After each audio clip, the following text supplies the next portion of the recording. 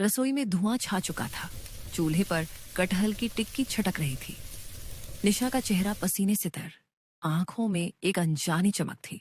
उसके होंठ कांपते हुए बुदबुदाए, कल कल इस घर का हर इंसान खून के आंसू रोएगा। मेरी तकलीफों का हर कतरा अब ये लोग चखेंगे। चूल्हे की लौ अचानक तेजी से भड़क उठी, मानो उसके मन की आग बाहर निकल आई हो। वह धीमे कदमों से प्लेट उठाती है, मगर उसी पल उसका सिर भारी होने लगता है। अगले ही पल निशा जमीन पर ढह जाती है। आखिर क्या वजह थी, इसकी जानने के लिए चलते हैं कहानी में थोड़ा पीछे। शहर की एक पुरानी भीड़-भाड़ वाली गली। दोपहर का समय था। धूप हल्की सी तिरछी पड़ रही थी और गर्म हवा में मसालों की खुशबू घुली हुई थी। सड़क किनारे एक छोटा सा बिरयानी का ठेला था, जिसके पास कॉलेज के बच्चे, दफ्तर के लोग और रिक्शा वाले तक भीड़ लगाए खड़े थे। इसी भीड़ में पहली बार निशा और विकास की नजरें मिली। निशा, एक सादगी भरी लड़की, पर्स में हाथ डालते हुए अचानक घबराई। अरे मेरा पर्स, लगता है घर पे ही रह गया। स्टॉल वाले की आंखें सिकुड़ गईं। मैडम, पैसे तो देने पड़ेंगे। तभी पीछे से एक गहरी आवाज आई, भैया इनके पैसे मैं दे देता हूं। निशा ने पलटकर देखा। लंबा सधे हुए कंधों वाला लड़का, आंखों में हल्की थकान, लेकिन चेहरा बेहद नरम। यही था विकास। निशा ने झेप कर कहा, थैंक यू, पैसे बाद में लौटा दूंगी। विकास मुस्कुरा दिया, पैसे की चिंता मत करो, बिरयानी का स्वाद ले लो, वरना ठंडी हो जाएगी।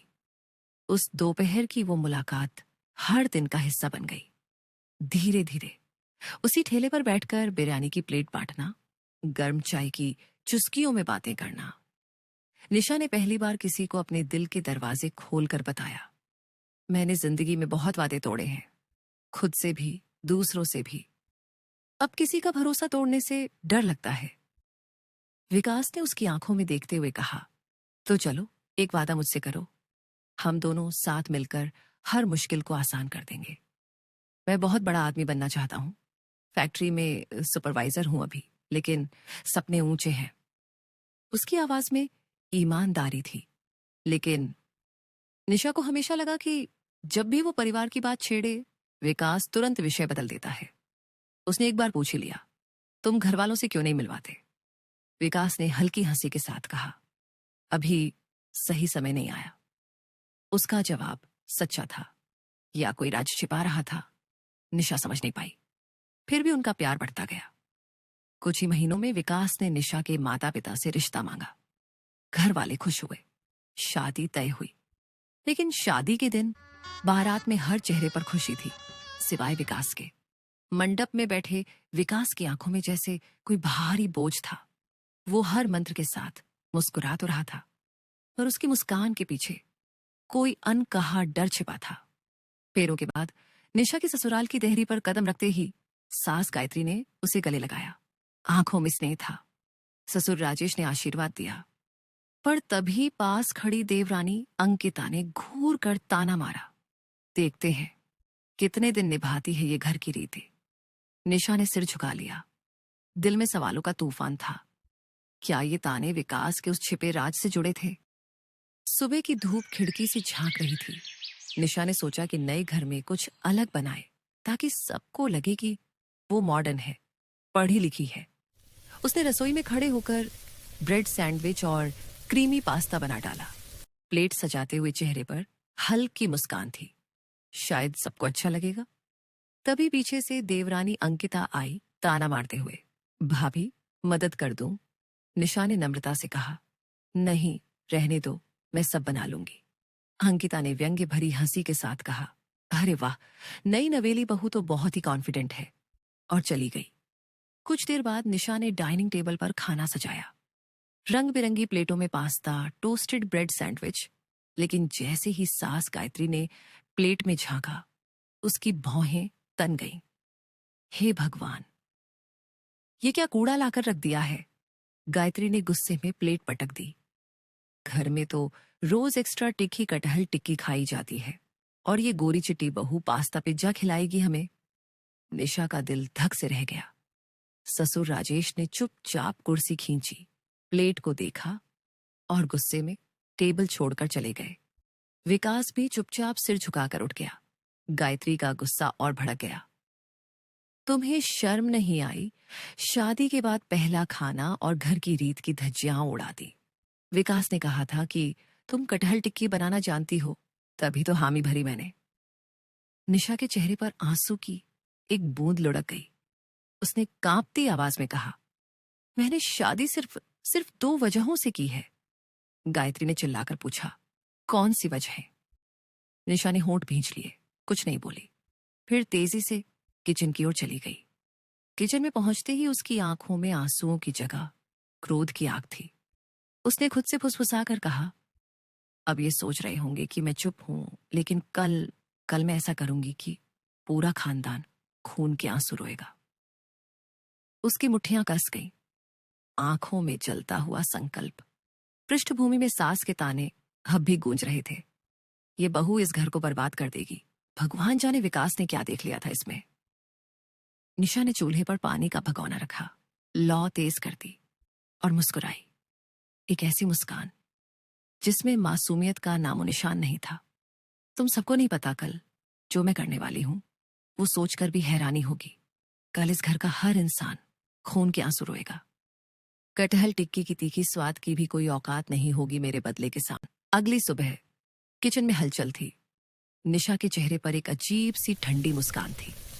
उसने तय कर लिया था कि आज का दिन इस घर के लिए आसान नहीं होगा। उसने बड़े प्यार से कटहल की टिक्की बनाने के लिए सामग्री जुटाई, लेकिन इस बार मसाले साधारण नहीं थे।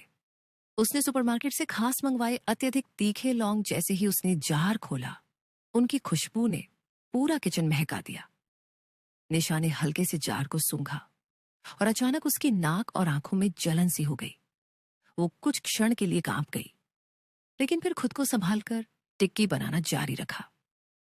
तेज आंच पर टिक्कियां तली जा रही थीं। तेल की चटकती आवाज के बीच निशा का मनोबल बढ़ता जा रहा था। उसने प्लेट सजाई, चेहरे पर एक ठंडी हंसी उभरी। अब ये लोग समझेंगे असली तीखापन क्या होता है। लेकिन तभी उसके सिर में हल्का दर्द उठा। उफ, ये क्या हो रहा है? उसने माथे को दबाया पर काम जारी रखा। धीरे धीरे दर्द बढ़ता गया, पर उसने खुद को रोका नहीं। नाश्ते के समय उसने सबके सामने प्लेट रख दी। गायत्री ने पहला निवाला लिया और चीख पड़ी, हे भगवान, ये क्या बनाया है? जहर है क्या इसमें? ससुर राजेश का चेहरा लाल हो गया। इतना तीखा, ये खाना कैसे खाएंगे? विकास ने प्लेट दूर कर दी, आंखों में निराशा थी। गायत्री ने गुस्से से ताना मारा, तुमने जानबूझकर ऐसा किया है, हमारी इज्जत मिट्टी में मिला दी। तभी अंकिता ने व्यंग्य भरे स्वर में कहा, तुमने इसमें जरूर कुछ डाला है, ये लौंग इतनी तीखी नहीं होती। तुमने जानबूझकर जहर मिलाया है ना? निशा अचानक ठिठक गई। उसके कानों में ये आरोप गूंजने लगे। उसके जहन में कोई पुरानी डरावनी याद ताजा हो गई। किसी की चीखें, अंधेरे कमरे में बंद दरवाजे और एक परछाई जो फुसफुसा रही थी। उसके सिर का दर्द असहनीय हो गया। कमरा घूमने लगा। गायत्री का गुस्सा, अंकिता का ताना, राजेश की नाराजगी, सब धुंधले पड़ गए। निशा ने प्लेट को थामने की कोशिश की, पर उसका हाथ कांप गया। हाँ, और वो वहीं सबके सामने जमीन पर गिर पड़ी। धीरे धीरे धीरे निशा की पलकों में हलचल हुई। जब उसने आंखें खोली, खुद को अपने कमरे में पाया। चारों ओर घरवाले खड़े थे। गायत्री उसके सिर पर हाथ फेर रही थी। चेहरे पर चिंता की लकीरें थीं। निशा बेटा, क्या हुआ था तुम्हें? हम सब बहुत डर गए थे। निशा ने कमजोर आवाज में कहा, मुझे कुछ याद नहीं। विकास ने उसका हाथ थामा। डॉक्टर ने कहा है तुम्हें लौंग से एलर्जी है। शायद उसके धुएं से तुम्हारी हालत बिगड़ गई। अगली बार ध्यान रखना प्लीज। राजेश ने सख्त आवाज में कहा, अब से घर में लौंग नहीं आएगी। गायत्री ने पानी का गिलास थमाते हुए कहा, बेटा खाना बनाना जरूरी है, पर अपनी जान से बढ़कर नहीं। निशा की आंखें भर आईं। कल जिनके ताने उसके कानों में गूंज रहे थे, आज वही लोग उसकी चिंता कर रहे थे। उसके दिल में एक टीस उठी, मैंने कितनी नफरत भरी थी इनसे। कुछ दिन बीते। एक सुबह निशा रसोई में खड़ी थी। उसने चुपचाप कटहल की टिक्की बनाई। इस बार स्वाद और तीखापन बिल्कुल संतुलित था। खाना परोसते हुए उसका दिल धड़क रहा था। अंकिता ने पहला निवाला लिया और चौंक कर बोली, वाह, ये तो सच में लाजवाब है, बिल्कुल घर जैसा स्वाद। गायत्री ने भी सराहना की, बहुत अच्छा बनाया है बेटा। निशा के होंठ कांप उठे। उसने सबके सामने कदम बढ़ाया। मुझे आप सबसे कुछ कहना है। सारा परिवार उसकी ओर देखने लगा। निशा ने कांपती आवाज में कहा, मैंने लौंग जानबूझकर नहीं डाली थी। सच तो यह है कि मुझे इससे बहुत डर लगता है। मेरे अतीत का एक काला सच है। मेरे एक्स बॉयफ्रेंड ने एक बार मुझे जबरन ऐसा खाना खिलाया था जिसमें लौंग का स्वाद छिपा कर दिया गया था। उसके बाद से इसकी खुशबू तक मुझे डराने लगती है। मैंने सोचा था कि आप सब मुझे जज करेंगे, इसलिए मैं चुप रही। गायत्री ने उसके हाथ थाम लिए। बेटा, हम तुम्हारे अतीत को जज नहीं करते। हमें बस इतना पता है कि तुम अब हमारे परिवार का हिस्सा हो। हम खुश हैं कि तुम हमारे घर आई हो। निशा की आंखों से आंसू बह निकले, इस बार डर के नहीं, अपनापन पाने के।